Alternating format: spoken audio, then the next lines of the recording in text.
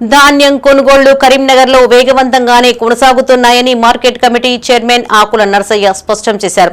ధాన్యం కొనుగోళ్లలో ఎలాంటి జాప్యం లేదని, వరి, మొక్కజొన్న కొనుగోళ్లు యథావిధిగా సాగుతున్నాయని తెలిపారు. కరీంనగర్లోని మార్కెట్ యార్డును చైర్మన్ ఆకుల నర్సయ్య స్వయంగా సందర్శించారు. యార్డులో పరిశుద్ధ్య నిర్వహణపై అధికారులకు ఆదేశాలు జారీ చేశారు. 2 నుండి 3 రోజుల్లో మార్కెట్ యార్డు మొత్తం క్లీనింగ్ పనులు పూర్తి చేయాలని సూచించినట్లు తెలిపారు. రైతులకు ఎలాంటి అసౌకర్యం కలగకుండా చర్యలు తీసుకుంటున్నామని పేర్కొన్నారు. ఎమ్మెల్యే గంగుల కమలాకర్ చేసిన ఆరోపణల్లో వాస్తవం లేదన్నారు.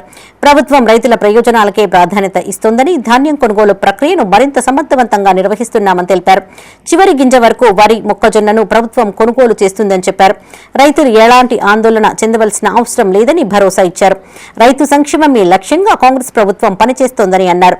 ప్రతిపక్షాల మాటలు నమ్మవద్దని, ప్రభుత్వం రైతులకు అండగా నిలుస్తుందని గుర్తుంచుకోవాలని ఆకుల నర్సయ్య పేర్కొన్నారు.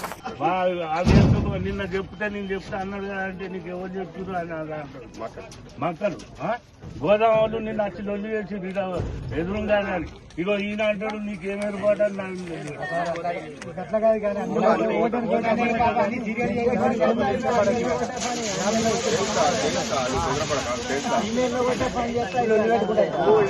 అదే నిన్న ఎంత సీరియల్ పెట్టుకోరు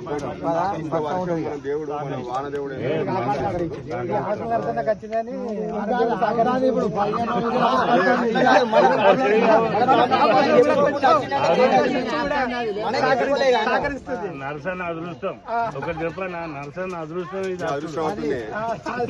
నేనేమంటున్నా రైతు బిడ్డనే మీతో కలిసినట్టు